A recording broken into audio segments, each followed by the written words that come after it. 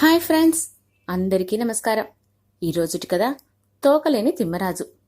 ఇది భలే సరదాయన కథ. తిమ్మన్న కోతి మూకలకు రాజు. అది ఒక ఊరి దగ్గర మిట్టె మీద ఉంటూ ఉండేది. అది చేసే దొండగాలు అన్నీ ఇన్ని కావు. పిల్లలేమిటి పెద్దలేమిటి దాని పేరు చెబితే భయపడని వాళ్ళు లేరు. తిమ్మన్న తన కోతి సమూహాన్ని వెంట వేసుకుని ఆ చుట్టుపక్కల ఉన్న తోటల్లో పడి అందిన పళ్ళు కాయలు తిన్నన్ని తిని మిగతావి కొరికి కింద పారేసి చెట్లన్నీ విధ్వంసం చేస్తూ ఉండేది. ఒక రోజున తిమ్మన్న తిమ్మపల్లె వచ్చింది. వచ్చి అక్కడ ఒక పాడుబడిన గోడ మీద కూర్చొని ఈ ఊళ్ళో వాళ్ళని ఏ విధంగా ఏడిపిద్దామా అని తీరిగ్గా ఆలోచిస్తూ కూర్చుంది. తిమ్మన్న పొడుగాటి తోక గోడ రెండో వైపున వేలాడుతూ ఉంది. అక్కడ నాగజముడు కంప ఉన్న సంగతి పాపం తిమ్మన్నకి తెలియదు. ఇంతలో ఒక పిల్లవాడు అటుపోతూ చేతిలో ఉన్న జామకాయ విసిరివేశాడు. అది తీసుకోవటానికి తిమ్మన్న ఎగిరి దూకి జామకాయ తీసుకుని తిందామని కూర్చుంది. ఇంకేం, అక్కడ ఒక రక్కసి ముళ్ళు ఉండి తోక మొదట్లో గుచ్చుకుంది. తిమ్మన్న కెవ్వున కేక వేసి ఎగిరి అవతలికి దూకింది. ఆ ముళ్ళు లాగాలని ఎన్నో తిప్పలు పడింది, కానీ అది రాలేదు. తిమ్మన్న ఇలా అవస్థపడుతూ ఉండగా ఆ ఊరి మంగలి తిమ్మప్ప ఆ దారినే పోతూ తిమ్మన్నను చూచాడు. చూచి, అదేమిటోయ్ తిమ్మన్న, ఏమిటిలా పీక్కుంటున్నావు, ఏమిటి సంగతి అని అడిగాడు. మంగలి మామ, పాడు ముళ్ళొకటి నా తోకలో గుచ్చుకుందోయ్ అన్నది. ఓస్, ఇంతే కదా, నే తీస్తాలే ఉండు అన్నాడు మంగలి. బాబాబు, నీకు పుణ్యం ఉంటుంది, తిద్దు అని తొందర చేసింది తిమ్మన్న. తీస్తా, తొందరపడమాకు, నువ్వు కదలకుండా మెదలకుండా కూర్చోవాలి సుమా, అట్లాగైతేనే తీస్తా, లేకపోతే నా వల్ల కాదు అన్నాడు మంగలి. ఓ, ఇంతే కదా భాగ్యం, నువ్వు ఏం చెప్తే అది చేస్తా, రాతిబండకు మళ్ళీ కూర్చుంటా, సరేనా అంది తిమ్మన్న. మంగలి పొదలోంచి కత్తి తీసి నెమ్మదిగా ముళ్ళు గుచ్చుకున్న చోట బొచ్చు గొరగబోయినాడు. కత్తి తోకకి తగలగానే తిమ్మన్న ఒక్క మాట ఎగిరిపడింది. ఇంకేం, తోక సర్రన తెగిపోయింది.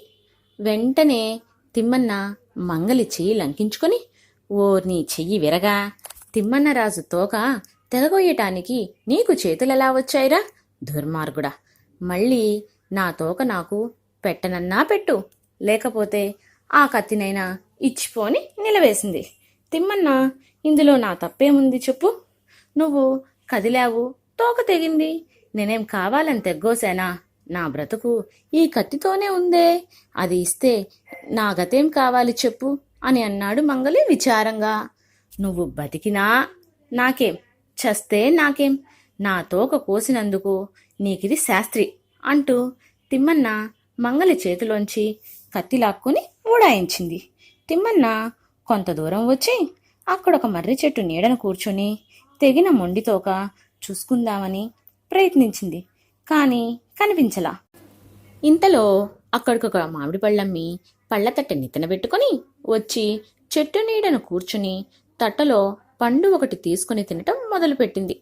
తిమ్మన్న ఆ అమ్మితో, అమ్మీ అమ్మీ, అదేమిటి అట్లా నోట్తో కొరుక్కొని తింటున్నావేం, చక్కగా కత్తితో తోలు తీసి సన్నని ముక్కలు కోసుకుని తినరాదు అన్నది. తిమ్మన్న, బీదముండని, నాకు చాకులు కత్తులు ఎక్కడి నుంచొస్తాయి అన్నది పండ్లమ్మి. నా దగ్గర ఒక మంచి కత్తి ఉంది, కావాలంటే కాసిన కాయలు కోసుకొని తిను, ఇంతలోకి ఏం అరిగిపోతుంది గనక అని తిమ్మన్న కత్తి ఇచ్చింది. పండ్లమ్మి 4-5 పళ్ళు కోసుకుని తిన్నది. ఒక్క ముక్క కూడా తిమ్మన్నకి పెట్టడం లేదే అని తిమ్మన్న చూస్తూ ఉంది. పండ్లమ్మి తిరిగి కత్తి తిమ్మన్నకు ఇచ్చింది. తిమ్మన్న కత్తి వంక చూచి, ఎంత నంగనాచివమ్మా, కత్తెంతా మొండి చేసి ఇస్తున్నావే, నే ఇచ్చినప్పుడు తలతలా మెరుస్తున్నదే, ఇప్పుడెట్లా ఉందో చూడు, పదునంతా పోయింది, నాకక్కర్లేదు పాడు కత్తి, నువ్వే ఉంచుకో, కత్తికి బదులు ఆ పళ్ళ తట్టె ఇచ్చి వెళ్ళు అన్నది తిమ్మన్న దర్జాగా. పాపం పళ్ళమ్మి తెల్లబోయింది. తిమ్మన్నా, నేనేం గొంతులో కొట్టుకోనా, ఈ కత్తిని తీసుకొని ఏదో ఈ పళ్ళమ్ముకొని 4 డబ్బులు సంపాదించుకొని పొట్ట పోసుకోవాల్సిన దాన్ని నేను. నా నోట్లో మట్టి కొట్టకు అన్నది పండ్లమ్మి. నువ్వు నీ నోట్లో మట్టే కొట్టుకుంటావో బంగారమే కొట్టుకుంటావో నాకెందుకు, నా మామూలు కత్తెన్నా ఇచ్చినా సరే, లేకపోతే పండ్ల తట్ట ఇచ్చి వెళ్ళినా సరే అన్నది తిమ్మన్న. ఇదేం తంటారా భగవంతుడా అని పండ్లమ్మి విచారిస్తూ ఉండగా తిమ్మన్న తట్టలంకించుకుని అక్కడి నుంచి ఊడాయించింది. పళ్ళతట్టతో తిమ్మన్న ఒక బీడు దగ్గరికి వచ్చింది. అక్కడ 10 ఏళ్ల పిల్ల ఒక ఎద్దును మేపుతోంది. ఆ పిల్ల చాలా నీరసంగా ఉండటం చూచి, ఏం పిల్ల అలా నీరసంగా ఉన్నావేం, ఆకలవుతుందా అని అడిగింది. అవును తిమ్మన్న, పొద్దుట చద్దిపూ కూడా తినకుండా వచ్చానివాళ, మా చెడ్డ ఆకలేస్తోంది అన్నది ఆ పిల్ల. అలాగ నా పాపం, ఇవిగో నా దగ్గర మంచి మామిడిపళ్ళు తట్టెడున్నాయి, నీకు కావాల్సినన్నీ తీసుకొని తిను అని పళ్ళతట్ట పిల్లకిచ్చింది తిమ్మన్న. పిల్ల ఆత్రం కొద్దీ పళ్ళు వరుసబెట్టి తినటం మొదలుపెట్టింది. ఇంకా తట్టలో 4-5 పళ్ళు ఉన్నాయనంగా తిమ్మన్న గైగైమంటూ లేచింది. ఏం పిల్ల, పెట్ట కొంచెం కూతగనం అన్నట్లు లొడితెడు లేవు, బుట్టెడు పళ్ళెలా తిన్నావు, ఏదో దయతలిచి తినమన్నాను గదా అని అన్నీ కూర్చున్నావు, భలేదానివే, మొత్తం తినేశావు, నా పళ్ళు నాకు కక్కు, లేకపోతే ఆ ఎద్దుని ఇచ్చేసేయి అన్నది తిమ్మన్న. పాపం పిల్ల బిక్కముఖం వేసింది. తిమ్మన్న, ఎందుకలా కోప్పడతావు, నువ్వు తినమంటేనేగా తిన్నాని, ఎద్దుని తిరిగి ఇంటికి తీసుకెళ్ళకపోతే మా అమ్మా నాన్న నన్ను చితకబాదుతారు, తిమ్మన్న నన్ను వదిలిపెట్టు అన్నది పాపం పిల్ల కన్నీళ్లు కారుస్తూ. కానీ తిమ్మన్నకు జాలి కలగలేదు. పిల్ల చేతిలో ఉన్న తాడు లంకించుకొని ఎద్దుని లాక్కుపోయింది. పాపం పిల్ల బోర్ల పడ్డు ఏడుస్తూ ఉండిపోయింది. ఎద్దుని తీసుకుని వస్తుండగా తిమ్మన్నకు ఒక నూనె గానుగ కనిపించింది. గానుగకు ఒకటే ఎద్దు కట్టి ఉంది. రెండో ఎద్దుకు బదులు తెలకవాడే గానుగ లాగుతున్నాడు. ఏమండోయ్ తెలకల బావగారు, ఈ ఉద్యోగం ఎప్పటినుంచి అని అడిగింది తిమ్మన్న. ఏం చేసేది తిమ్మన్న, రెండో ఎద్దు నిన్ననే చచ్చింది, గానుగ ఆడితే గాని డొక్కాడేందుకు, అందుకు అని నాకీ కర్మ అన్నాడు తెలకవాడు. అలాగటోయ్, నా దగ్గర ఇదిగో ఈ ఎద్దు ఉన్నది, కావలిస్తే ఇవాల్టికి నీ గానుగ ఆడించుకో అంది తిమ్మన్న. చాలా మంచివాడివి తిమ్మన్న, సాయంత్రం లోపల నీ ఎద్దుని నీకిస్తాలే అన్నాడు తెలకవాడు. తిమ్మన్న సాయంత్రం తెలకవాడి దగ్గరికి వచ్చి తెలకవాడు ఎద్దుని తిరిగి ఇచ్చేశాడు. తిమ్మన్న ఎద్దు వంక ఎగాదిగా చూసి, ఏమోయ్ తెలకల బావా, డొక్కలు పీకుపోయేదాకా పని చేయించుకుని ఇస్తున్నావా నా ఎద్దును నాకు, చూడు ఇప్పుడో ఇంకాసేపట్లో చచ్చేట్లుంది, నువ్వే ఉంచుకో, నాకక్కర్లేదు, నా ఎద్దుకు బదులు నీవు ఆడించిన నువ్వుల నూనంతా నాకిచ్చేయి అన్నది. తెలకలవాడు తెల్లబోయి, తిమ్మన్నా ఇలాగనటం నీకు న్యాయమేనా, నూనె ఇస్తానని నేను చాలా మంది దగ్గర డబ్బులు కూడా ముందుగానే తీసుకున్నానే, నూనె ఇవ్వకపోతే నన్ను బతకనిస్తారా, క్షమించు, నూనె ఇవ్వలేను అన్నాడు. ఏమిటి ఇవ్వలేవు, ఎలా ఇవ్వవో నేను చూస్తా అంటూ తిమ్మన్న నూనె చెట్టి నెత్తిన పెట్టుకుని దౌడు తీసింది. తిమ్మన్న నూనె చెట్టి నెత్తిన పెట్టుకుని వస్తుండగా దోవలో ఓ ముసలి అవ్వ అట్లు పోస్తున్నది. తిమ్మన్న అవ్వ పక్కకు పోయి కూర్చొని, అవ్వా అవ్వా, నువ్వు దోశలు కుప్పలు కోలుగా పోస్తున్నావే గాని కమ్మని వాసన రాదే, ఇలాంటివి ఎవరు కొంటారు నీ దగ్గర, మంచి పప్పు నూనెతో తయారు చేస్తే ఎంతోమంది వస్తారు కొనటానికి అన్నది. తిమ్మన్న, నువ్వు చెప్పేది నిజమే, కానీ బీదముండని మంచి పప్పు నూనె ఎక్కడ్నుంచి తేనో అన్నది అవ్వ. అవ్వా, నీకు నిజంగా కావలసి ఉంటే ఇదిగో నా దగ్గర చట్టెడు మంచి నూనె ఉన్నది, నీకు కావలసినంత వాడుకో, నాకు మాత్రం ఒక్కటంటే ఒక్క దోశ పెట్టు చాలు అన్నది తిమ్మన్న. అవ్వ సరేనని నూనె తీసుకొని దోశలు పోయటం మొదలుపెట్టింది. అవ్వ దగ్గర పిండంతా అయిపోయింది, చట్టిలో నూనె కూడా సగానికి పైగా అయిపోయింది. అవ్వ చట్టి తిరిగి తిమ్మన్నకిచ్చేసింది. తిమ్మన్న చట్టిలోకి తొంగి చూసి, అవ్వా ఏమోననుకున్నా, భలేదానివే, ఇంకా ఈ కాస్త నూనె నేనేం చేసుకోను, నువ్వే ఉంచుకో, నువ్వు పోసిన ప్రతి దోశలోనూ నా నూనె ఉన్నది, అందుకని దోశలు నావి, మిగిలిన నూనె నీది అన్నాడు. అవ్వకు ఏమీ తోచలా.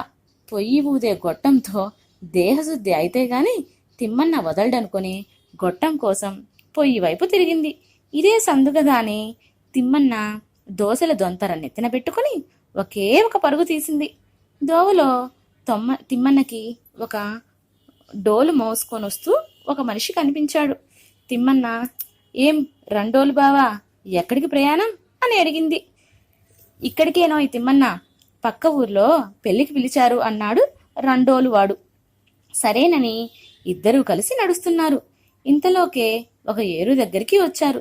తిమ్మన్న రండోలి వాడితో, రండోలి బావా, చాలా దూరం వచ్చాం, కాళ్ళు లాగుతున్నాయి కదూ, కమ్మని దోశలు కాసిని తిని ఆ ఏట్లో నీళ్లు కడుపు నిండా తాగితే ఎంతో హాయిగా ఉంటుంది కదూ అన్నది.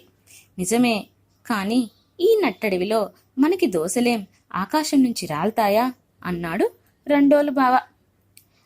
ఆకాశాన్నించి రాలటమెందుకోయ్, మన దగ్గర లేకపోతే గదు, ఇవిగో నా దగ్గర బోలెడు కమ్మని దోశలున్నాయి, కాళ్ళు చేతులు కడుక్కురా, తిందాం అన్నది తిమ్మన్న. సరేనని రండోలువాడు కాళ్ళు చేతులు కడుక్కొని వచ్చి దోశలు తీసుకుని తినటం మొదలుపెట్టాడు. తిమ్మన మాత్రం పక్కన చూస్తూ కూర్చున్నది. రండోలువాడు వంచిన తల ఎత్తకుండా దోశ మీద దోశ గొంతు దాకా మెక్కాడు. తిమ్మన్న అది చూసి మండిపడుతూ, చాలేవయ్యా, భలే పెద్ద మనిషివి, ఏదో పుణ్యానికి కాసిని తినమంటే అన్నీ తింటావా, నా దోశలన్నా కక్కు, లేదా నీ డోలన్నా నాకివ్వు అన్నది. డోలువాడు గుడ్లు అప్పజేసి చూస్తూ కూర్చున్నాడు. గొంతు వరకు మెక్కటం చేత అతనికి నోటంట మాట కూడా రాలేదు. ఏం చేయటం రా భగవంతుడా అని ఆలోచిస్తుండగా తిమ్మన్న డోలు లంకించుకుని ఒక్క పరుగున తన కోతి సమూహం దగ్గరికి చేరుకుంది. కోతులన్నీ తిమ్మన్న రాజును చూడగానే లేచి నిల్చొని సలాం చేసి, కోతుల మంత్రి రాజా, ఈవేళ తమరు చేసిన ఘనకార్యాలు సెలవిస్తే చెవులారా విని ఆనందిస్తాం అన్నాడు. సరే, అంతా కూర్చోండి అని తిమ్మన్నరాజు డోలు మీద దరువేస్తూ ఇలా పాట పాడాడు. తోకపోయి కత్తి వచ్చే డామ్ డామ్ డామ్, కత్తి పోయి పళ్ళు వచ్చే ఢామ్ ఢామ్ ఢామ్, పళ్ళు పోయి ఎద్దు వచ్చే ఢామ్ ఢామ్ ఢామ్, ఎద్దు పోయి నూనె వచ్చే ఢామ్ ఢామ్ ఢామ్, నూనె పోయి దోశలొచ్చే ఢామ్ ఢామ్ ఢామ్, దోశలు పోయి డోలు వచ్చే ఢామ్ ఢామ్ ఢామ్, డామ్ డామ్ డామ్, డామ్ డామ్ డామ్, డామ్ డామ్ డామ్. ఇది వినగానే కోతులన్నీ ఎగిరి గంతులేయటం మొదలుపెట్టాయి. అడవి అంతా కోతుల గోలతో మారు మోగిపోయింది. ఓకే ఫ్రెండ్స్, విన్నాం కదా, చాలా చక్కటి కదా. నా కథ మీకు నచ్చినట్లయితే లైక్ చేయండి, షేర్ చేయండి, మరియు నా ఛానల్ని సబ్స్క్రైబ్ చేయండి. పక్కనే ఉన్న బెల్ ఐకాన్ క్లిక్ చేయడం మర్చిపోవద్దు. Thank you for watching.